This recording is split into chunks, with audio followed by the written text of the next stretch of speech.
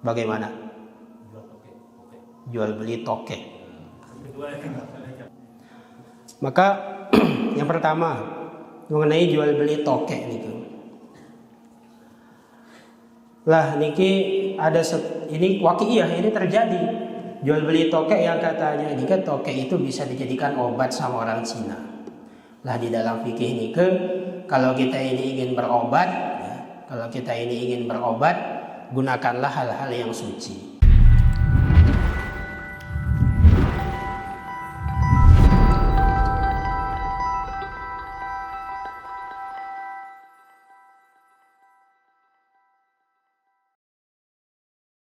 Sadri wa yassir li amri wahlul 'uqdatam min lisani yafqahu qawli.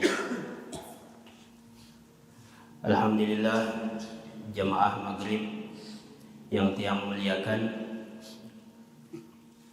kita bersyukur kepada Allah Subhanahu wa taala. Lagi dan lagi tiang penunggu sami Allah Subhanahu wa taala dudukkan dalam majelis ilmu. Berulang kali kita menjalani daripada majelis-majelis ilmu. Kita sudah membahas fikih, majelis ilmu tasawuf, majelis ilmu tauhid. Sudah kita jalani semua di kampung kita ini. Tetapi hadirin yang mulia, kita muhasabah kembali. Apakah majelis kita niki sudah masuk ke dalam hati kita atau belum? Maka para sahabat radhiyallahu anhum niki ketika mereka membuat majelis, sifat hati mereka itu terbagi menjadi 4. Yang pertama, ta'zim wal ihtiram, memuliakan dan mengagungkan. Walaupun itu sudah sering didengar, wah kerang terdengar wujud kidam bako, wah kerang terdengar berembe rukun-rukun wudu, wah kerang terdengar berembe rukun-rukun sembahyang. Lagu lamat milu adab para sahabat ta'zim wal ihtiram, walaupun itu sudah disampaikan berkali-kali, tetapi mereka tetap mengagungkan dan memuliakan, seakan-akan seperti baru mendengar. Yang kedua, para sahabat niki memiliki sifat hati di dalam majelis ilmu tasdiq wal yaqin, membenarkan dan meyakini. Jadi apapun itu tentang ilmu agama mereka yakini dengan sungguh-sungguh. Tahu mereka ini fadilahnya jihad fisabilillah, mereka yakini, kemudian mereka perjuangkan. Kemudian yang ketiga, ta'assur fil qalbi, mengesankan di dalam hati. Ini adab daripada para sahabat ketika dalam majelis. Maka banyak mungkin di antara kita niki, bahkan saya sendiri juga sering duduk dalam majelis ilmu tetapi tidak memberikan kesan di dalam hati. Malah suka cerita dengan berajah ayat Al-Quran, wala takul lahuma uffin, janganlah engkau berkata kepada orang tua. Lagu menunulek pengajian langsung sempatan dengan tuaan dingkang kandung. Maka ini namanya ngaji tetapi tidak ta'assur fil qalbi. Kemudian yang keempat, hadirin yang mulia, adab hati para sahabat di dalam majlis adalah niatul amal wa tabligh, niat amal dan menyampaikan. Itu dengah berembe rukun-rukun wudu, berembe amalan wudu sak sempurna. Lamat serioan dengan sak di sempurna wudu, tapi yang peringatan dakwahi, begini rukun wudu yang benar, begini cara membasuh muka yang benar. Air yang suci yang boleh digunakan untuk bersuci berwudu seperti ini kita jelaskan.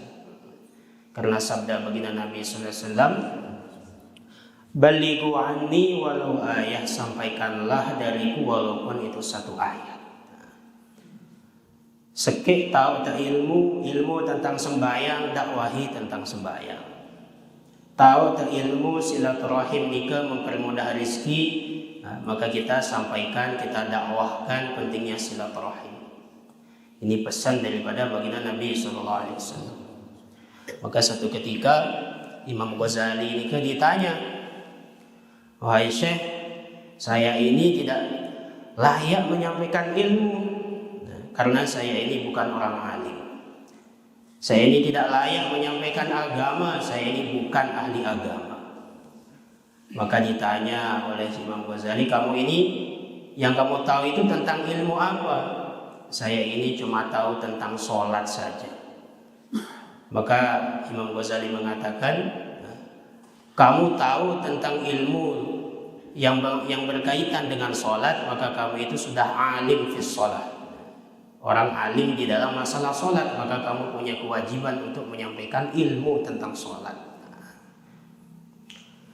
Kemudian hadirin yang dimuliakan Allah Subhanahu wa taala, tiang pribadi bersyukur kepada Allah. Saya ingat sak masih milih terdengah si jamaah ini. Syukur karena diberikan amanah, dipercaya untuk bisa menyampaikan muzakarah tentang ilmu warisan baginda Nabi Sallallahu Alaihi Wasallam. Lah itu nilai atas tau tadi ini kan di temai sebenarnya dah nagawah kadang sadangan ya Bismillah. Nah, le bawa niki penuh tua-tua tiang, bapak-bapak tiang. Nah, le atas niki di teman masih kana kode. Nah, masih kana kode miliwan merari malikan. Nah, karena hadirin yang mulia, sebagaimana sabda baginda Nabi Sallallahu Alaihi Wasallam yang diriwayatkan oleh sahabat Anas bin Malik, orang yang menikah menyempurnakan separuh agamanya. Jadi dengan sabrara ini bahwa sempurna agamanya. Bahkan dalam hal ibadah niki, orang yang sudah menikah sholatnya itu 70 lebih baik daripada orang yang belum menikah. Makanya dekat sembahyang tiang 70 kali ini masih lebih baik, lebih afdol sembahyang sekek kali Ustaz Deni ini.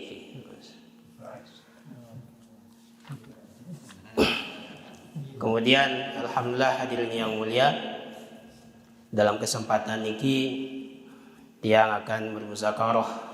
Niatnya muzakarah bukan mengajari. Mara bahasa yang Tuan Guru minggu lalu ini kan jatuh tabur sia segara.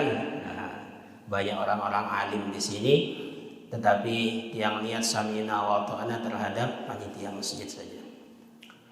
Dalam kesempatan ini kita akan membahas tentang fikih yang berkaitan dengan babul muamalat, hal-hal yang berkaitan dengan muamalah, yang malam ini insyaallah kita akan bahas sedikit dari kitab Ahkamil Buyu', kitab yang membahas tentang jual beli.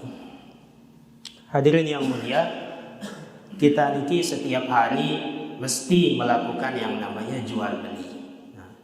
Transaksi, hutang piutang, gadai, sewa menyewa, hibah, wakaf.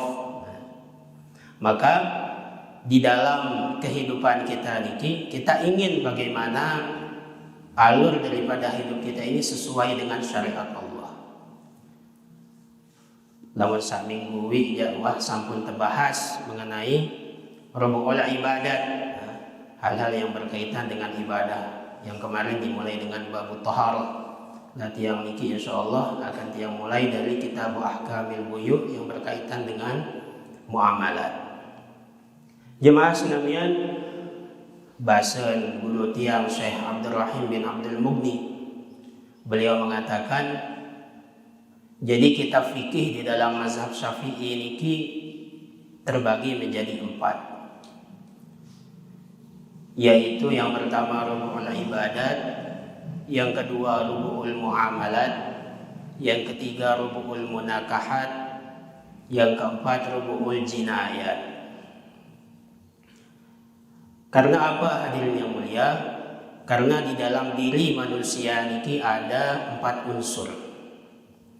Saat pertama niki unsur yang ada di dalam diri manusia adalah quwwatun nutqiyah, memiliki akal. Maka akal manusia niki harus diserasikan dengan kerohanian, rohani. Maka dibahaslah mengenai rukun ibadat, hal-hal yang berkaitan dengan ibadah. Supaya apa? Supaya manusia ni ke ndek sa akal doang sak main, lagu rohani ndek nara. Maka prinsip daripada agama ni ke tidak bisa dipikir hanya secara akal. Tetapi prinsip dalam agama ni ke adalah ketaatan. Maka kata Sayyidina Ali radhiyallahu anhu, seandainya agama niki bisa dipikirkan hanya melewati akal saja, maka mengusap khuffain itu harusnya yang bagian bawah, bukan yang bagian atas. Khuf nika satu kaos kaki yang dulu terbuat dari kulit yang sering digunakan oleh orang-orang Arab di zaman dahulu. Kemudian yang kedua, unsur dalam diri manusia ada quwwatul batniyah, ya lapah, mudah lapah, memiliki hasrat untuk makan minum, untuk berbelanja dan sebagainya, bertransaksi dan sebagainya. Maka ini diatur di dalam syariat dengan rubu'ul muamalat, hal-hal yang berkaitan dengan muamalah, mulai jual beli, gadai, utang piutang dan sebagainya. Kemudian yang ketiga, unsur yang ada dalam diri manusia niki adalah quwwatul farjiyah, memiliki hasrat hawa nafsu. Bahasa intelek niki napiaran biologis, kebutuhan biologis. Maka ini diatur di dalam syariat dengan adanya rub'ul munakahat, bab-bab yang berkaitan dengan pernikahan, mulai dari melamar, mulai dari akad nikah, mulai dari nafkah, kemudian mulai sampai cerai dan sebagainya. Kemudian yang keempat, unsur di dalam diri manusia itu adalah quwwatul ghadabiyah, dia memiliki emosi. Manusia yang normal pasti dia ini memiliki emosi. Maka emosinya itu diatur di dalam syariat dengan adanya rubu'ul jinayat, hal-hal bab-bab di dalam fikih yang berkaitan dengan tindak kriminal. Kalau seandainya ini tidak diatur oleh syariat, hadirin yang mulia, emosi sekedik melen mati dengan, maka ini diatur di dalam bab-bab dalam kitab fikih ini. Bismillahirrahmanirrahim. Kitab Ahkamil Buyu'i, kitab yang membahas mengenai hukum-hukum yang berkaitan dengan jual beli. Wa ghairiha minal muamalat ka qiradin wa syirkah, dan selain jual beli dari beberapa muamalat sebagaimana qirad dan syirkah. Wal buyu'u jam'u bai'in, lafadz buyu adalah jamak daripada lafadz bai'. Wal bai'u lughatan, adapun lafadz bai' secara bahasa Arab, muqabalatu syai'in bi syai'in, adalah serah terima perkara dengan gantinya perkara yang lain. Fadakhala ma laysa bimalin ka khamrin, maka masuk dalam kategori baik secara bahasa adalah perkara yang bukan termasuk harta, seperti khamar. Ini kalau ikut bahasa. Wa amma syar'an, adapun jual beli secara syarak, fa ahsanu ma qila fi ta'rifihi, ta'rif yang paling bagus, innahu tamliku ainin maliyah bi muawadatin bi iznin syar'iyyin.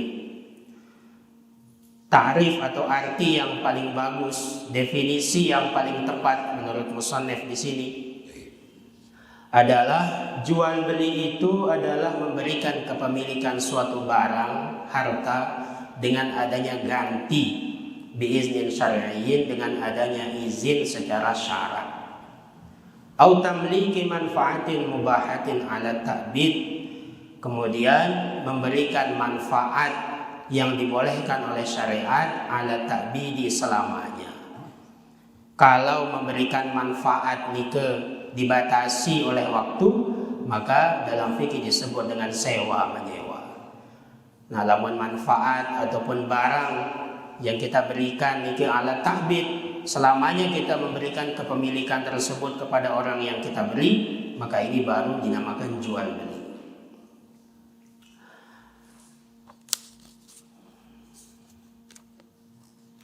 Fakharaja bi muawadatin al-qard wa bi iznin syar'iyyin ar-riba.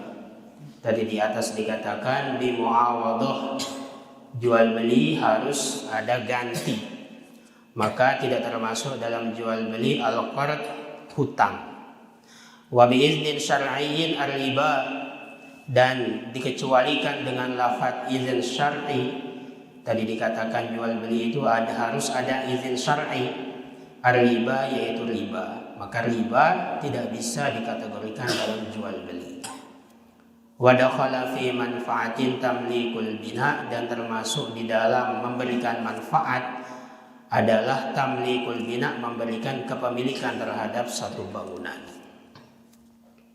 Wa kharaja bi samanil ujrah fil ijarah fa innaha la tusamma thamanan, dan upah bagi orang yang bekerja tidak bisa dinamakan jual beli manfaat, tetapi ijarah, akad ijarah.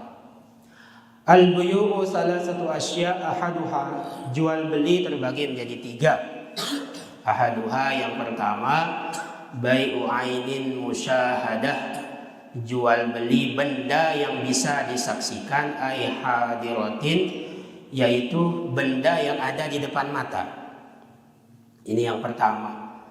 Merasa ada kios-kios ni ke, lamut jat beli sayur, jat beli kanduk, harak li julut, jat beli daun ambon, jat beli terong dan sebagainya. Fajaizun, maka ini hukumnya boleh. Idza wujidat asyurutu, apabila syarat-syaratnya mabi ini, syarat-syaratnya benda yang dijual belikan ini, min qaulil mabi'i tahiran, yang pertama harus suci. Jadi barang yang diperjualbelikan itu syarat yang pertama harus suci. Maka dinsah jual beli perkara sak najis. Contohnya khomer itu najis, maka tidak sah diperjualbelikan. Tain sampi itu najis, maka tidak sah diperjualbelikan. Lalamun tain sampi ini ke tejarian pupok berembe, apakah dia ini sudah tidak najis lagi? Kotoran sapi, pupuk organik niki, walaupun dari kotoran sapi sudah berubah menjadi pupuk kandang, maka tetap dia ini dihukumi najis. Lalamun dia beli pupuk kandang niki berembetan, akadnya bukan jual beli, tetapi akadnya adalah mengupah daripada kerja orang yang mengumpulkan kotoran sapi tersebut. Jadi akad upah, dia jual beli barang kelamun kotoran gitu. Kemudian yang kedua, muntafi'an bih, ada manfaat, memiliki manfaat. Maka hal-hal yang tidak ada manfaatnya tidak sah dijadikan barang yang bisa diperjualbelikan. Maqduran ala taslimihi, yang ketiga, dia ini mampu untuk diserah terimakan oleh pihak penjual kepada pihak pembeli. Maka lamun jok dealer motor, misal jatuh beli motor niki, motor Beat. Oh ya, silahkan, mana motornya ini? Itu oleh Jepang, Beat Mesa. Nah, maka ini tidak bisa dinamakan jual beli. Nah. Kemudian yang keempat, lil aqidi alaihi wilayah. Orang yang bertransaksi niki memiliki wilayah, memiliki kekuasaan untuk menjual barang tersebut atau kekuasaan untuk membeli barang tersebut. Kekuasaan contohnya kita sendiri yang memiliki barang, atau kita ini disuruh oleh orang lain dalam menjual barang. Ini baru sah jual beli. Misal tiang jual tanah atau arak dengan misal mengamanahkan Ustaz ada yang tolong niki jualan tanah, maka ini sah jual beli. Atau wilayah dari pihak mustari, dari pihak pembeli, dia membeli untuk dirinya sendiri atau dia membeli atas dasar sebagai wakil daripada orang lain, maka ini baru sah. Lah kalau orang itu jual perkara yang dia ini tidak ada wilayah di situ, maka jual belinya tidak sah. Contohnya apa? Motor sandi narak surat bisa hasil colongan. Ikan tidak sah jual beli. Karena apa? Karena penjual nika tidak memiliki wilayah, tidak memiliki kekuasaan di dalam barang tersebut. Wala budda fil bai'i min ijabin wa qabulin. Dan harus ada di dalam transaksi jual beli ada ijab qabul, ada serah terima. Fal awwalu ka qaulil ba'i awil qa'im maqamahu bi'tuka wa malaktuka bikadza. Watsani ka qaulil mushtari awil qa'im maqamahu ishtaraitu wa tamallaktu wa nahwihima. Seperti perkataannya ba'i, orang yang menjual atau orang yang sebagai wakil daripada orang yang ingin menjual, bi'tuka, saya menjual ini kepada kamu dengan harga sekian, atau saya berikan kamu perkara ini dengan ganti harga sekian. Nah, ini ijab. Yang kedua, ada qabul, penerimaan daripada pihak mustari, orang yang membeli atau orang yang wakil, orang yang sebagai wakil dari pihak pembeli. Ishtaraitu, saya beli, wa tamallaktu, saya terima hak kepemilikan ini, wa nahwihima, dan semacamnya. Lah lamun lek kampung niki jarang tesak marak meni, lamun lek hal-hal sak remeh. Jat beli daun ambon, saya jual daun ambon ini satu ikatnya harga 2.000. Pembeli mengatakan saya beli daun ambon niki cash, ya sekat lalu. Maka bagaimana kalau jual belinya niki seperti ini? Maka ini di dalam fikih disebut dengan bai'ul mu'atoh, baik yang tidak ada disebutkan ijab ataupun qabulnya, ya saling endeng terus teduk endoang. Ini namanya bai'ul mu'atoh. Lah di dalam mazhab Syafi'i ini pendapat yang paling kuat bai'ul mu'atoh itu tidak sah. Tetapi menurut Imam Nawawi rahimahullah, bai'ul mu'atoh, hal yang keadaan jual belinya nikah tanpa ada ijab, tanpa ada qabul, maka ini hukumnya sah selagi barang tersebut remeh. Permen, sayur, buah-buahan. Lamun dia beli tanah dinara ijab qabul, nah ini sepakat ulama tidak sah seperti ini. Harus ada ijab, harus ada qabul. Maka kita perhatikan lagi dan lagi, kita koreksi niki jual beli kita tiang Pulau Gosami niki apakah sudah sesuai syariat atau belum. Kemudian wasani, yang kedua, jenis jual beli yang kedua, asani minal asya' bai'u syai'in mausufin fi zimmah. Baik mausuf fi zimmah wa yusamma hadza bisalmi, dan ini dinamakan akad salam, pesan. Fajaizun, maka hukum jual beli atau akad salam pesan ini hukumnya boleh. Nah zaman nane ini ke jual beli online. Idza wujidat fihi as-sifah ala ma wusifa bihi min sifatis salam al-atiyah fi faslis salam. Nanti di belakang baru ada pembahasan tentang akad salam. Di sini secara umum yang dijelaskan akad salam. Lalu menjual beli online ini berembe sah na pendek. Maka ini pernah ditanyakan kepada guru tiang, bagaimana hukum daripada jual beli online itu yang dipesan itu. Maka guru tiang mengatakan sah dengan perincian. Yang pertama, barang yang dipromosikan ini sesuai dengan barang yang akan kita beli atau yang akan dikasih oleh pihak penjual. Jat pesan misal parfum nike. Jat pesan misal parfum. Lah niki le online nike lamun buka aplikasi nike. Nah, saya bajang-bajangan doang saya juga tahu nih sama apa jadi beli online nike. Nah, maka misalkan kita ini beli online, di aplikasi tersebut ditulis harga cabai, harga bawang, harga parfum sekian misalkan. Maka bagaimana syarat sah jual beli yang semacam ini, yang jenis pesan seperti ini, antara gambarnya dengan barang yang akan kita diberikan oleh pihak penjual harus sama atau harus satu level. Harus satu level. Misal terpesan minyak wangi misalnya online nih ke minyak wangi misek kasturi kijang, bahasa kita. Lalu ternyata setelah terkirim paket pengiriman nih kan saat datang adalah minyak kasturi, minyak salainan. Maka bagaimana seperti ini?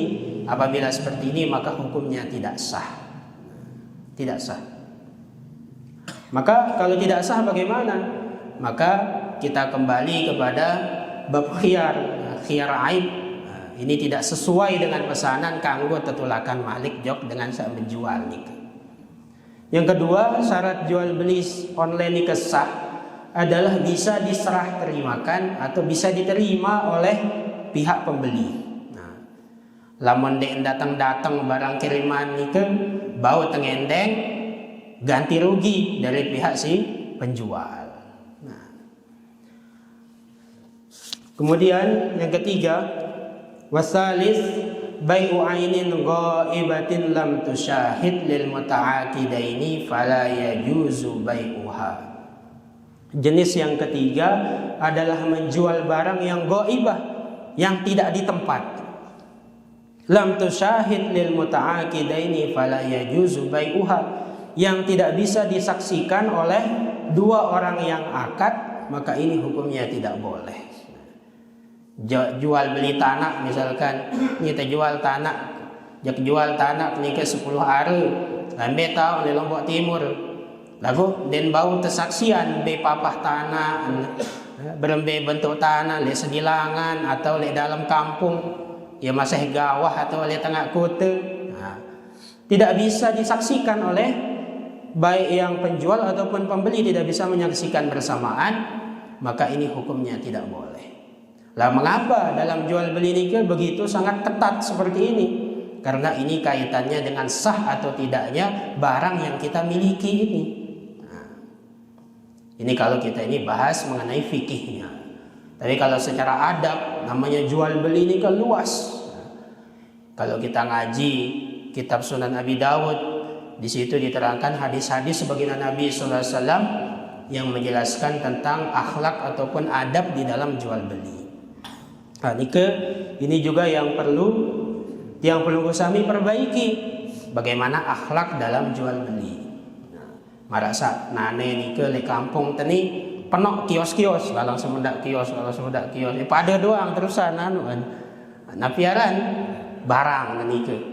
Maka kalau kita bahas di dalam hadis-hadis yang berkaitan dengan akad jual beli, terdapat beberapa adab dalam jual beli. Yang pertama, tidak boleh menjual di atas jualan saudaranya. Di antaranya nih yang pertama. Contohnya bagaimana? Teh tahu beli beras. Ya solah beras itu lah membeli itu ya lengi-lengian. Nah, ini tidak ada akhlak dalam jual beli. Teh tahu beli kanduk yang murahan, teh lah mulai ina sana ya mahalan. Nah, ini namanya tidak memiliki akhlak, tidak memiliki adab dalam jual beli. Yang kedua diantaranya, kita tidak boleh menutupi barang-barang yang memang jelek. Maka dulu ketika baginda Nabi sallallahu alaihi wasallam ingin membeli kurma atau tidak anggur kalau tidak salah, maka ketika membeli, baginda Nabi sallallahu alaihi wasallam melihat jualan orang ini di atasnya itu anggur-anggur atau kurma yang segar.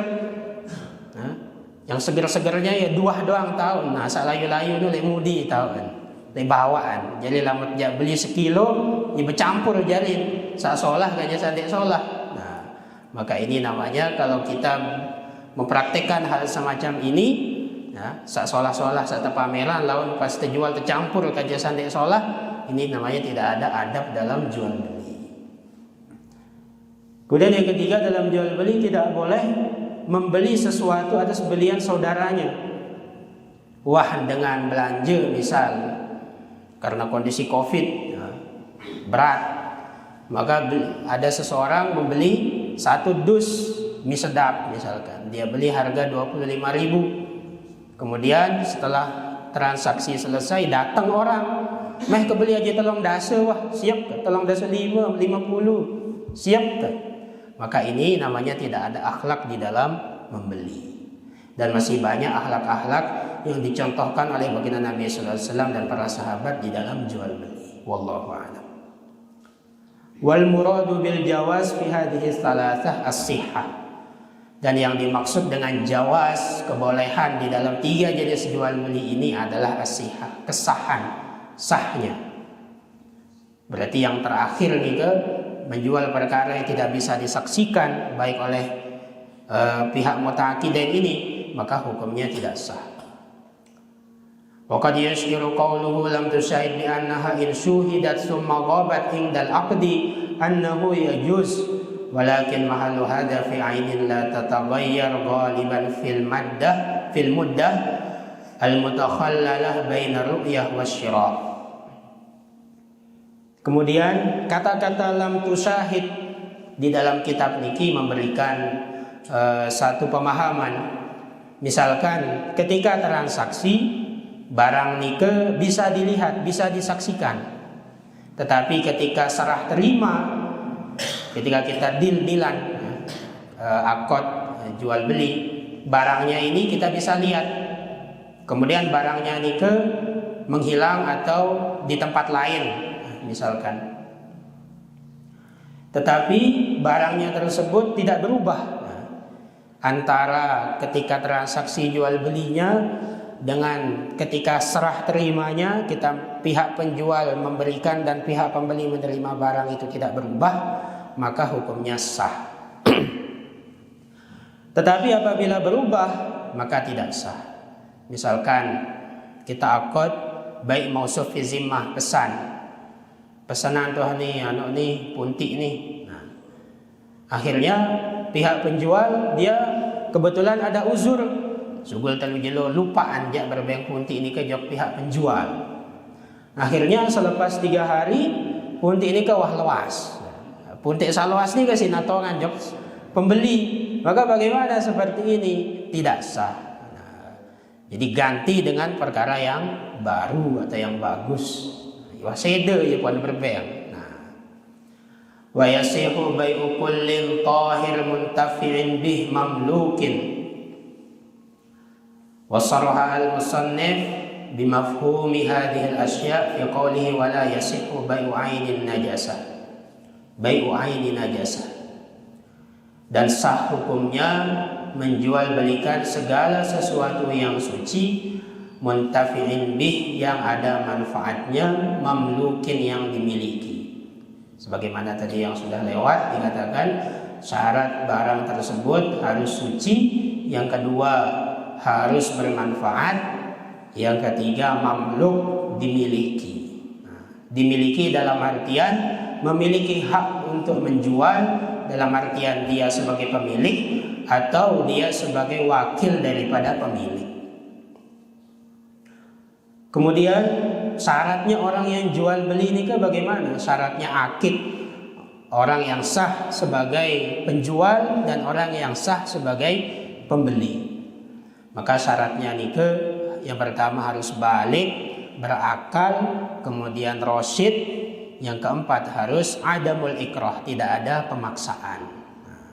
Tidak ada pemaksaan. Maka lah berembe lamun kanak-kanak kocet itu jual beli. Jangan beli permen, jangan beli jaje, berembe. Maka yang pendapat yang ringan menurut para ulama dalam mazhab Syafi'i, orang-orang atau anak-anak yang masih belum memayis sah jual belinya kalau dalam hal-hal yang remeh. permen seke, jajan 1.000.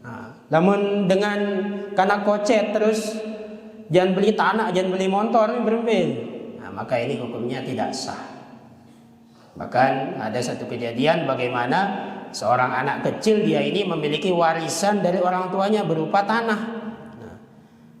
Namun mele dengan karena kocet dia jual tanah, maka dia sendiri tidak bisa menjualkan dirinya, harus walinya yang menjualkan. Ada panti asuhan misalkan, panti asuhan ini ke anak-anak yatim yang memiliki harta tirkah daripada peninggalan orang tuanya, yang berhak untuk mentasarufkan harta, membelanjakan harta itu adalah walinya, bukan dia. Kemudian di antara syarat orang itu jual beli adamul ikrah, tidak ada pemaksaan. Maka apabila ada pemaksaan dalam jual beli, maka ini terbagi jadi dua. Yang pertama ikrah bihaq, yang kedua ikrah bighairi haq. Contohnya pemaksaan dalam jual beli yang hak, yang memang dia ini dibenarkan oleh syariat. Contohnya bagaimana? Contohnya arak dengan hutang, misal tiang berhutang, misal dengan terus tiang berhutang niki 100 juta. Jangan beli mobil niki. Oh nggih sila, pirang jak tegenti. Insyaallah tiang endeng tempo nikah setahun. Nah, setelah setahun dia tak mampu bayar. Dia tak mampu bayar di narang kepeng. Sementara tempo sudah jatuh. Maka pihak orang yang memberikan hutang tadi boleh menjual barang miliknya si penghutang, orang yang berhutang tadi, sebagai ganti daripada hutangnya. Ya sudah, kalau si dia tidak bisa bayar 100 juta itu, sini saya jualkan tanahnya. Mungkin kebetulan dia punya tanah 1 hektar misalkan, mudah-mudahan. Kemudian dijual harga 200 juta. Kemudian ketika saya dikasih tahu, oh tanahnya sudah terjual, 100 jutanya dia ambil, 100 jutanya balikin ke saya sebagai pihak yang memiliki tanah. Dia kanggo bet selapu. Ayo ongkos man wah nih. Ongkos lelah kan nih berhutang, lelah teberangan dek side ini.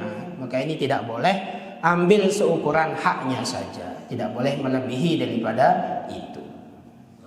Bahkan transaksi dalam gadai itu seperti ini juga. Misal berhutang dengan 10 juta. Kemudian sebagai barang jaminannya motor Beat, misalkan motor Beat tempo 1 tahun. Selepas 1 tahun dia tak mampu bayar, maka bagaimana? Motor tersebut dijual, kemudian hasil penjualannya ini diambil seukuran hutangnya orang yang berhutang tadi, sisanya balikin. Dia kanggo bait selapu. Kadang-kadang di masyarakat kita ini ada seperti itu. Pokoknya lamun jatuh tempo wah motor ni nek kaku wah. Nah, maka ini tidak boleh seperti itu. Dilihat dulu nilainya ini melebihi hutangnya atau kurang daripada hutangnya. Misalkan hutangnya ini 10 juta, motor yang dijadikan bahan untuk jaminan nikah harganya kurang dari 10 juta. Mau terjual larak 6 juta. Maka bagaimana? Berarti pihak penghutang masih berhutang 4 juta lagi. Wallahu a'lam.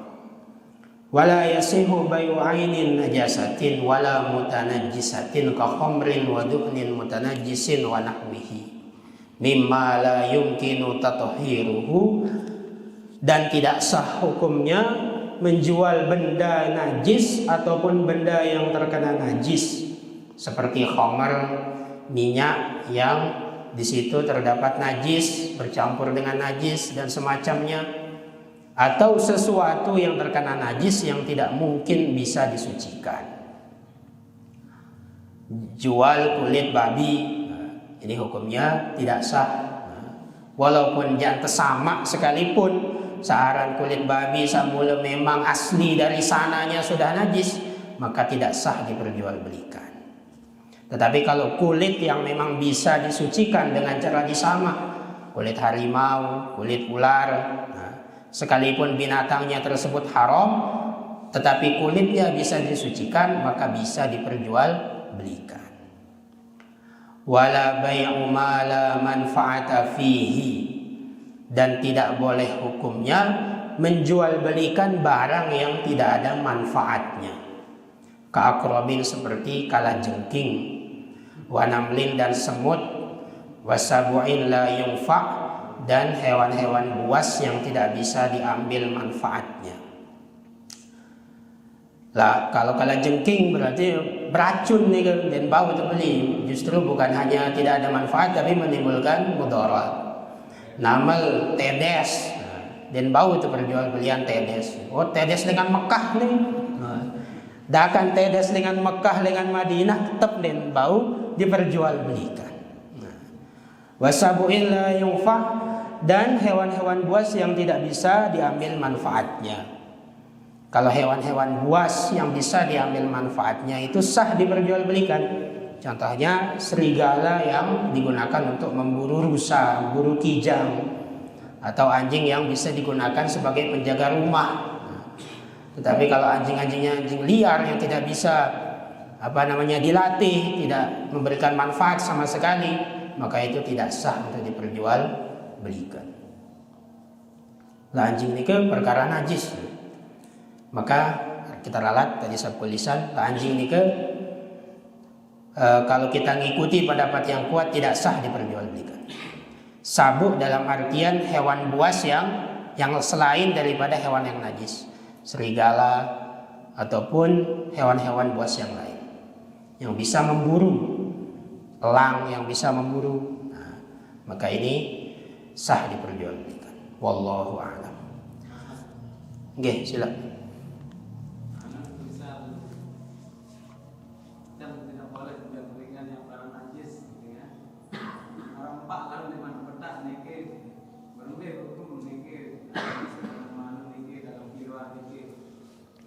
Okay.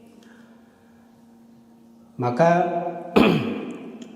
dalam satu riwayat disebutkan perkara-perkara namanya laut, perkara-perkara yang berkaitan dengan laut, dikatakan at-tahuru ma'uhu al-hillu maitatuhu.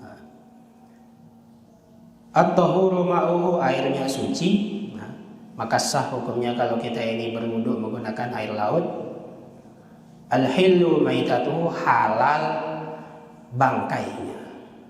Nadakan sa empak, sa penting nempak, sa memang murni le dalam air dan sugul-sugul marak lepang ni ke.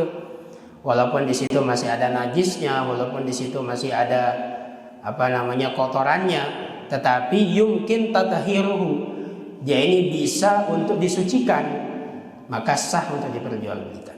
Walaupun dalam misal terbeli 4 hiu misal, ngale dalam negara bangkai manusia, berembe ni, selagi bangkainya tersebut bisa kita pisahkan, kemudian bisa kita bersihkan daging-dagingnya ikan tersebut dari bangkai tadi, maka hukum jual belinya itu sah. Wallahu a'lam. Oke. Sila, mungkin ada yang ingin bertanya. Yang ada pelihara tokek, tapi jualnya orang Cina, bukan agama kan? Bagaimana? Jual tokek. Jual beli tokek. Kedua yang ada cak pabrik. Nah, kalau kita hanya lihat sertifikat tadi kan, dua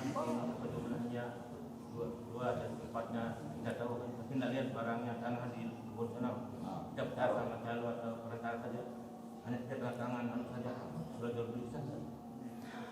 Maka yang pertama mengenai jual beli tokek niku. Lah niki ada ini waqiah, ini terjadi. Jual beli tokek yang katanya ini kan tokek itu bisa dijadikan obat sama orang Cina. Lah di dalam fikih niki kalau kita ini ingin berobat, gunakanlah hal-hal yang suci. Tetapi apabila satu penyakit misal tidak ada lagi obatnya selain daripada hal najis, ya kan? Maka boleh kita berobat dengan hal tersebut. Maka kalau kita nisbatkan kepada pengobatan nih misalkan tokek nih maka sah saja dijual belikan. Tetapi dengan catatan pengobatan nih dalam penyakit-penyakit yang memang darurat sekali. Den pinang-pinang sekedek pil tokek masih ada banyak sekali obat-obat yang suci yang halal. Masih banyak. Maka kata Ustadz saya nih tidak mungkin Allah Subhanahu wa taala menurunkan satu penyakit tetapi Allah tidak menurunkan obatnya. Segala penyakit mesti ada obatnya. Sandina rawat nabi asam kematian. Nah, ini baru dinara awat pun hidup malik ini dinara. Nah, bahkan kata para ulama apabila satu penyakit itu kok dia itu bisa disembuhkan dengan sesuatu yang hina, sesuatu yang haram, mungkin asbab penyakitnya adalah perkara yang haram juga. Contohnya apa? Contohnya HIV nih kan. HIV AIDS. Unin dengan dinara awat nih. Tapi ada satu peneliti menemukan obat daripada HIV AIDS itu kerak-kerak di dalam kloset, kuning-kuning ini bau otan AIDS. Karena dia itu asbab penyakitnya hina, haram, akhirnya Allah juga turunkan obat yang juga hina juga. Yang kedua, mengenai masalah jual beli tanah, kita tidak lihat tanahnya, tetapi kita hanya lihat sertifikatnya. Kita lihat sertifikatnya saja. Maka bagaimana? Di dalam kita ini jual beli tanah, bisa saja dengan adanya sertifikat itu menjelaskan ciri-ciri daripada tanah yang akan kita beli.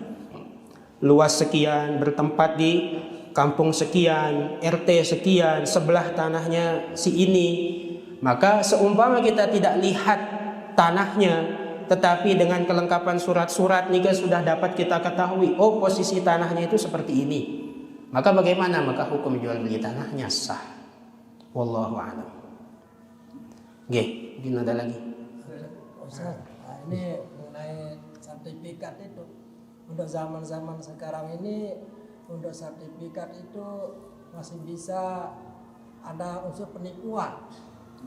Bisa penipuan kalau hanya sertifikat, kalau kita tidak datang ke tempat lokasi tersebut.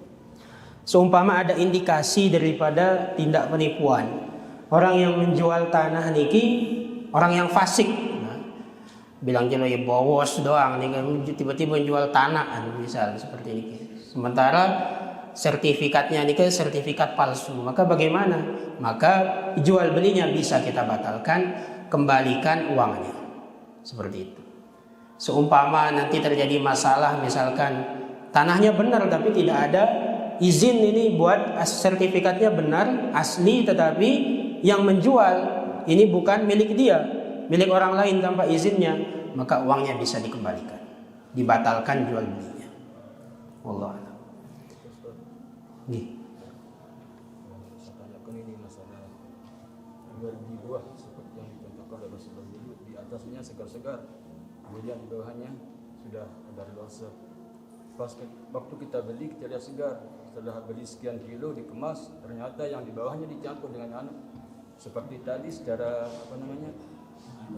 secara adab ya kurang kan, tapi secara hukum apakah riba atau ya hukumnya? Kalau kita membahas mengenai apakah riba atau tidak, maka selagi itu bukan barang-barang ribawi, yaitu emas, perak dan sebagainya, maka tidak termasuk dalam riba. Lah tetapi misalkan kita ini membeli buah, kita pesannya mesti yang segar yang kita mau, tidak mungkin kita ini pesan yang busuk. Maka ketika diterima pesanannya ini, di dalam buahnya tersebut ada yang busuk-busuk, tidak sesuai daripada apa yang ingin kita beli. Maka bagaimana caranya? Khiyar. Khiyar apa? Khiyar aib. Kita berhak untuk mengembalikan barang, meminta ganti rugi daripada barang yang tadinya kita beli yang tidak sesuai dengan pesanan ataupun keinginan kita tersebut. Wallahu a'lam. Nggih. Beli hewan, ada orang yang membeli ayam tapi memberitahu dipakai untuk diadu, tidak digocek. Nggih. Kalau kita ini sebenarnya dalam jual beli ini kalau kita ini sudah menjual daripada sesuatu, maka ya sebenarnya haknya itu terserah si pembeli. Jangan kembek-kembek ya terserah si pembeli. Kecuali apabila ada tanda-tanda bahwa si pembeli ini kan nanti mesti akan gunakan hal ini untuk maksiat. Ya tukang adok manok nih dengan nih. Nah, maka bagaimana? Tidak usah kita jual ayam kita sama dia. Masih banyak orang-orang lain yang butuh ayam. Nah, seperti itu. Wallahu a'lam. Tapi kalau kita misalkan dia beli ayam kita, kemudian dia adukan tanpa memang ada unsur tanda-tanda ini orang baik-baik. Nah, maka bagaimana? Apakah pihak penjual dosa? Ya tidak dosa kalau seperti itu. Wallahu a'lam. Oke, alhamdulillah jemaah yang dimuliakan oleh Allah Subhanahu wa taala. Kita sudah membahas sekelumit daripada hukum-hukum syariat yang berkaitan dengan muamalat. Semoga yang kita bahas niki menjadi asbab hidayah untuk diri kita, keluarga kita, dan umat seluruh alam. Dan semoga kita ini diberikan taufik oleh Allah Subhanahu wa taala untuk bisa amal dan menyampaikan. Adapun apabila ada benarnya datang daripada Allah Subhanahu wa taala, apabila ada salahnya itu datang daripada kekeliruan saya sendiri, dan apabila ada salah daripada penyampaian silahkan dikoreksi, yang dikasih tahu. Oh ya salah entang baca baru Ustaz ini. Silahkan, yang akan menerima dengan legowo. Sempurnanya majelis. Subhanallah bihamdihi, subhanakallahumma wa bihamdika, asyhadu an la ilaha illa anta, astaghfiruka wa atubu ilaik. Assalamualaikum warahmatullahi wabarakatuh.